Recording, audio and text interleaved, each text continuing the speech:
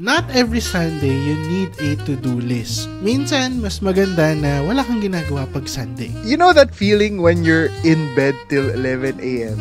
eating pandesal and no guilt? That's self-care. Self-care. Number one priority. This morning, we're slowing down, breathing deep, and giving space to the joy of just being. And for the first time ever, this is a Sunday edition of Shooting GM to You.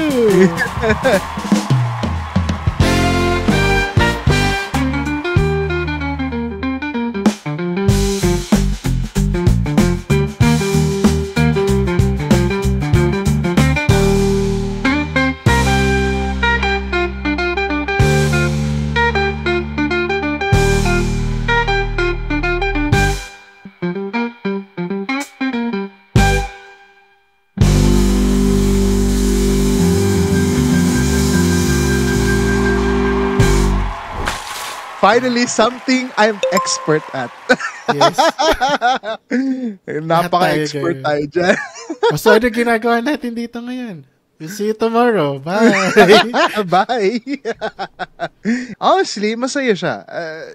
It's scientifically proven that as biological males, we tend to have our minds blank most of the time. Yeah. Yung nothing box na tinatawag nila. Pero may mga taong nagigilty kapag walang ginagawa. Alam mo yun, yung mga workaholic. Sabi ko pa lang kanina, expert ako sa pagiging tamad, pero hindi. Workaholic po talaga ako. I work 6 days a week. Hindi ba maganda nga yun na expert ka at both extremes? Actually. Workaholic ka. Tsaka pwede ka na maging tamad. Yan ang tunay na pagiging Gemini ko. Diba? Mas maganda yun kaysa yung one lang. One extreme exactly. lang. Pero yun nga, madaming tao na feel na guilty. Pero, as we talked about the previous episode of GM2U, yung slow. Yung nice and easy, unplugged. Yes. Diba? So, going back to yung topic nga na yun, no? Yung mga panahon before. I think this is one thing na nakalimutan ng marami na kailangan natin ibalik yung pagiging slow. Slow natin na bad sense sa mabagal, pero yung dahan-dahan. Not the obstructive kind of slow. Exactly. Please. Hindi namin sinasabi na kapag nasa EDSA ka, bumagal ka ng 20 kilometers per hour. Hindi po yun. Pero what I mean is, like, yan, yung mga tipong pagising mo sa umaga, hindi ka nagmamadali. Tapos, imagine Friday na, wala kang obligations sa weekend. Yung tipong, yung gusto mo, nakapajama ka, may candles, yung mga tiny luxuries, you know? Wag na daw mag-candles. Kasi extra work pa yun eh. Sisindihan mo isa-isa. Tapos hihipan mo lahat. Doing nothing nga eh. Ano naman yan? Diliman na lang. Dilim na lang. Pero yun. And honestly, the best part, yung walang nakaplano sa kalendaryo mo. Yung blanco, yung libre ka, yan ang the best feeling. Alam mo yun? Kasi parang, hindi ko ma-explain, pero nakaka... Sabay pa kami. Pero diba, I mean, I'm pretty sure to even our listeners, to our watchers, ganun din eh, may mga moments na, may mga araw talaga na ayaw mo mag-function. Ayaw mo mag-function. Tapos sinabi sa'yo na Diyos, ayaw mo gumalaw. Sige, stroke ka na lang. Ayaw mo gumalaw. Pero alam mo, ang mahirap dito, pag wala nakalagay sa kalendaryo, yung boss mo na medyo may telepathy powers. Oo nga. Ayan, magte-text siya sa'yo. Parang wala kang ginagawa. Ito nga, paki-ano nga, ganyan. Paki. Pakihin kita dyan eh. Paki mo. Actually, the best person in terms of that is yung ating absentee. RG, we miss you. Anyway, we miss you, RG. I hope you're doing okay. Anyway, going back to the topic, meron ka bang yung mga activities na kapag tamad ka, yun yung gagawin mo? Ako kasi, ang favorite tamad activity ko, Yeah. and it's very unfortunate kasi nagiging habit siya, I admit, is yung doom scrolling. Pag nabuksan niyang TikTok na yan, tsaka Instagram Reels, wala na. Di na ako gagalaw sa kama ng mga 3 oras. So, wholesome siya. Tamad, yes. Pero very destructive. So, yung mga, yung mga kapwa doom scrollers, medyo bawas-bawasan natin. Hindi po maganda yan. I'm not saying it's all bad. May mga moments na kailangan mong magganon. Yeah. Sounded so weird. Magganon? Ano yun? Pakilinaw nga yun. Ano yung ganon? Kailangan mo i-turn off yung brain mo. Yan. Okay. Kaya, yung mga doom scroll, minsan okay lang kasi yun nga, kailangan mo patayin yung utak mo. Hindi yung magganon. Bahala na kayo kung anong fill in the blank yun. Magluto, basta. Ikaw ba, Stephen? Ano yung relaxing, ano yung tamad but wholesome activity na ginagawa mo in your times of, kailangan mong i-turn off yung brain? Automatically, manonood ako ng variety show ko from Korea. Kahit umaga pa yan, basta gusto ko lang magpahinga. Like this week, tuloy-tuloy ang trabaho. Tuloy-tuloy ang...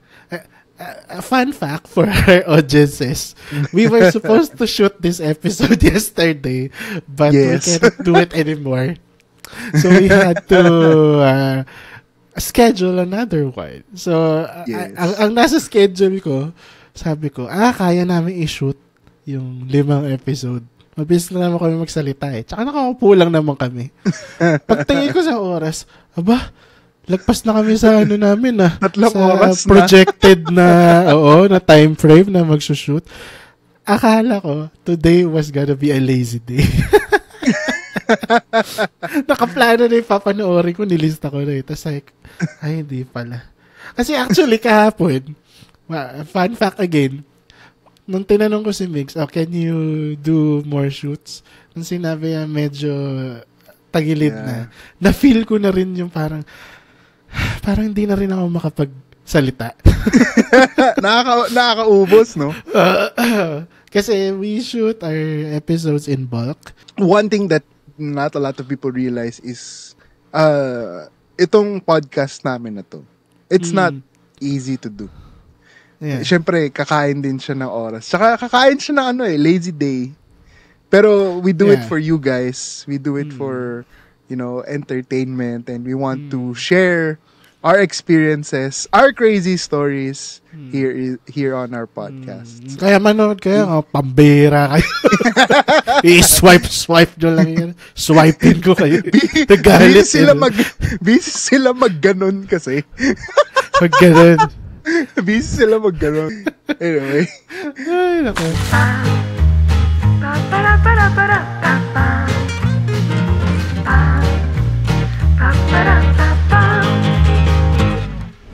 Alright, and on this segment of GM2U, naglo-loading pa kami, wait lang. hindi kompleto ang GM2U podcast episode kung walang pag-uusapang pagkain. So, on this segment, we are going to be talking about our lazy food days. Lazy day foods. Tama, di ba? Lazy day foods. Yeah. Yes. So, it's your ultimate tamad day food. Yung literally wala kang ka-effort pero enjoy mo. Ako, favorite ko of all time, sinangag, itlog, tsaka pancit canton. So, yun? Anong combination yun? Pasisiglog? Pasitlog. Pasitlog. Pasitlog. Pasitlog. Yun. Okay. Yun ang favorite lazy day ko. Hindi siya ganun ka-lazy, pero lazy siya sa akin kasi mabilis lang siya gawin. Ang pinakalulutuin mo lang talaga yung sinangag eh. Yung itlog kasi, lang naman, scrambled egg lang ako eh. Hindi ako nagsa-sunny side up eh. So literally, whisk, salt, done. Yung sinangag, ganun din. Garlic, kanin, gisa, done. Pancit canton. Wala pang 5 minutes, tapos na. Dati Lucky Me. Pero there's something about Lucky Me na parang hindi ko na malunod. Actually. Kaya pag lazy day, okay na ako sa ba yun? Okay na ako sa fried egg. Saan? Sa boiled egg? Boiled egg, fried egg, as long as it's egg. Yeah, it's fine. Pwede rin Eggs Benedict, mga wow. Lazy day. Social. Lazy day, Eggs Benedict. Yung sa mga pinakamahirap gawin. Pwede, para mas madali lang, lazy day food. Mag-order ka na lang sa Grab. Yan. Diba? Sa akin, Uber Eats. Ayun. Mag-order ka na lang sa ganun. Or Postmates, di ba? Yeah. Social. Pero, yeah, I mean, honestly, kapag tinatamad ko talagang magluto, talagang madalas yun, order ka na lang sa labas eh. Tatanda ko nung pandemic, nung nakakulong ako sa bahay. May mga linggo na sobrang tamad ko magluto. Fully stock yung kitchen ko. Meron akong itlog, meron akong chicken breast, spam, whatever. Pero wala, tamad ako magluto. So, go-to is yung Parisan malapit sa amin. Pinapa-grab ko pa. As in, literally, kung i-drive ko yung Paris, parang 5 minutes lang. Pero ayoko nga lumabas kasi, syempre, pandemic, COVID, mahirap. Yun talagang gawaing tamad talaga yun. Yes, exactly. Diba? Actually, may magandang nangyari doon. Kasi yung delivery person nung Grab nun, siya yung lagi ko tumitake ng order ko. At one point, sabi niya, "Sir, maraming salamat po. Ikaw po nagbibigay sa akin ng kabuhayan ngayong pandemic kasi order ka ng order ng pagkain." Sabi ko, teka lang. Parang, okay, sige po, no problem. Pero sa loob-loob ko parang naman akong patay gutom. Dapat ginanon mo na yung sarili mo. Ginanon mo. Buti lang at tamad ako. Pero hindi ko lang talaga alam kung masasaktan ba ako or matutuwa ako kasi nakatulong ako sa kapwa. Pero medyo parang, okay kuya, salamat ha. Medyo may pero, a good deed's a good deed, I guess. Yeah. Ewan ko sa'yo kung pareho tayo. Pero ako, pag, kunwari, tinatamad, ini-scan ko lagi yung pantry. So, ano ba meron dito? Tapos bubuksan mo yung ref. Gagawin mo yun for 3 times. Wala naman nagbabago, di ba? Kahit i-scan mo yung 3 times.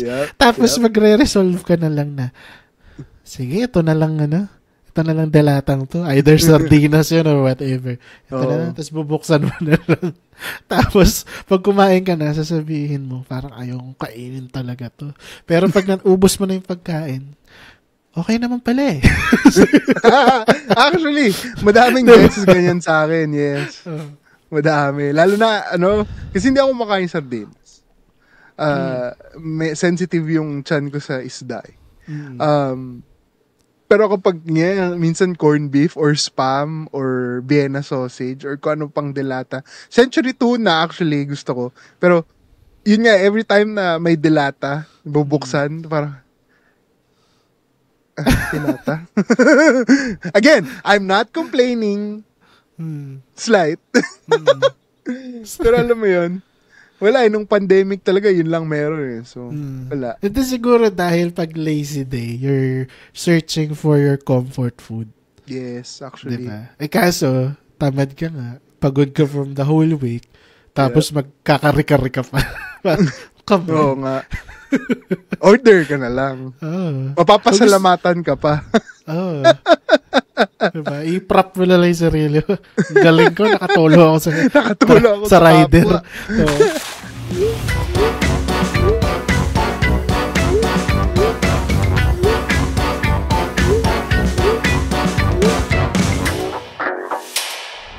Okay, guys, so this is GM to Me, where we get your questions in the evening and we answer your questions in the morning like true procrastinators, which we are experts on based on this episode. Huwag mo nang sagutin yan. Bukas na lang. Lika na, uwi na tayo. End na to. Bye. Bye. Okay, so Counterintuitive to ginagawa namin ngayon. Nagsasalita kami dito for 30 minutes. Tapos habang kayo nakaiga dyan, nakakumot habang umuulan. Tapos humihi ka pa. Gumagano'n pa kayo. Ganyan. Tapos kami may pang-iilaw-ilaw pa. Maglilikpit pa kami. Kakatawa doon. Nagreklamo ito. Ayun naman po yung ampalay ni Stephen. Lumalabas na naman po. At least hindi dan sa dati ko employer. Bago na. Okay, going to our question. This question is from Marky, who's 30 years old and lives in Quezon City. Ang sabi niya, "Hey, GM2U, I always feel like I should be doing something." Quote unquote. Whether it's a side hustle, errands, or learning a new skill. But lately, I just feel tired. On weekends, I sometimes end up sleeping in or doing absolutely nothing. And I hate how guilty it makes me feel. Is it normal to feel like this? Am I wasting my time or just burnt out? Yes! Sayang yung buhay mo! Sayang yung oras mo sa mundong to! Wala, na-break ko yung character. Yan po ang sinasabi ng mga toxic motivational speakers. Do not follow that. Rest is very important. So, nga no, wait lang, realize ko yun. Yung sinabi diba? mo. Lagi diba? Sa IG, tsaka diba? Sa TikTok, nakikita ko nga yun na, people who, yung malalim pa yung boses, people who want success don't rest. They sleep less. They sleep only 4 hours a night, blah, blah, blah. Sabi ko, okay. Parang okay, sige. Ikaw ganyan, sige. Hindi ako robot na kailangan ko ng pahinga. So though maganda rin naman. Hindi yes. ko na yung sinasabi na maging tamad kayo. Maganda, kagaya ni Migs, maganda yung two extremes, yung workaholic ka, tapos yung mahilig ka rin tamad-tamaran. Yes. Pero pag yung extreme na yung bawat isa, delikado na yun. Diba? Yes. Delikado na yun sa buhay mo, sa buhay mo, sa kabuhayan mo, meaning your work. Yes. At para sa kinabukasan mo, delikado na yun. So, kailangan really balance. It's always a balance in terms of the question then from Marky. Kasi I would say, it makes sense na you do feel you're wasting your time, but at the same time, I also feel like you are just burnt out. Maybe you're wasting your time hindi sa resting eh. You're wasting your time thinking about what to do next. The best thing that I've learned is to let your brain rest. To have that mental health break. Kaya feel ko dun sa question ni Marky, feel ko parang sobrang worried niya what's next, ganyan, what's in my future, ganyan. Kasi, maybe growing up, medyo kulang, ganyan. So, he wants to be his best. Or, nako-compare niya yung sarili niya sa kanyang colleagues or friends na, mas nakakataas in terms of kabuhayan kaysa sa kanya. So, I would say, he's wasting his time thinking on, what's next. When your body is already telling you to rest. Gets ba? Yeah. Kapag bumibigay na yung katawan mo, iisipin mo pa ba yung what's next? 'Di ba? Kaya mas okay din na minsan balik natin yung sarili natin sa present.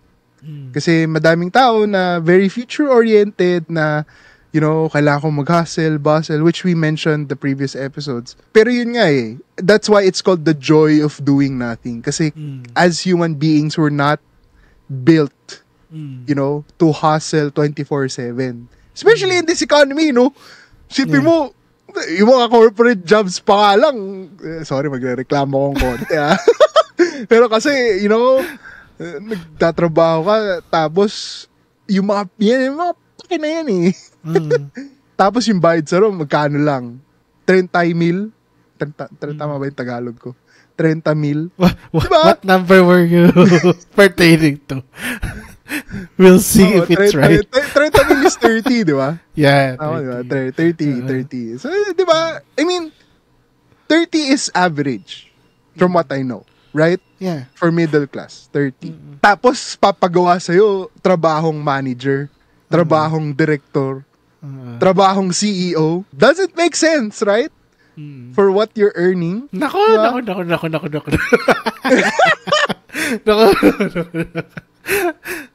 Yan yung ito yung job description mo, ito yung tinapos mong course, pero papagawa sa'yo. Alam mo yung S-line ngayon, di ba? Very sikat yung S-line ngayon. Ganun yung pa-S-line yung mga job mo. So, kunwari, sinabi mo, anong natapos mo, iho? IT po. Sige, pwede mo bang gawin yung rep namin dito sa opisina? Kayo, aircon, tumutulo. Exactly. IT po ako. Exactly. Why would you put in so much? I mean, kung kaya mo, why not? Diba? You're putting initiative in your work, which is nothing wrong. Pero kapag yung katawan mo mismo bumibigay na, let's say, inatake ka na, dinala ka na sa hospital, tapos iniisip mo pa rin kung ano yung ikabubuti ng kumpanya, magpalit ka na ng iniisip mo, pre. Iba na yan. Ano na yan? Workaholic ka na. Hindi na tama yan. As they say, too much of something is still bad for you. Even though it's in good intentions. Kasi, kung puro na lang nga tayo, hustle and bustle, 24/7, 365 days a year, mapapagod ka talaga. So, you just need it. You just need rest. Out of all the things to have for free, it's rest. So, kung kailangan mo magpahinga ka. Sa Biblia yan. Uso magbasa. Narinig nyo yun, dati ko pinagtatrabahuan. Uso daw magbasa. Bihira, kayo pa nagtuturo nun. Tapos, hindi kasi, ko lang na-hospital na ako. Nandun pa rin sila, text. Pwede mo ba ipadala yung ano? Operahan ako bukas. Wala akong dalang laptop. Wala akong may papadala sa inyo. Bahala muna kayo dyan. Uso magbasa. Narinig yun sila. Uso magbasa. Ano sa Biblia? Tinuturo nyo nga yun. Tuwing linggo Ano sa Biblia? Anyway, that's it for our episode today, and I hope natulungan namin si Marky. And sana may matulungan pa ako ulit na delivery driver ng GrabFood in the future. But that's it for our episode today. I'm Migs. And I'm Stephen. And we'll see you again next time. Bye-bye. Bye. Okay, pikit.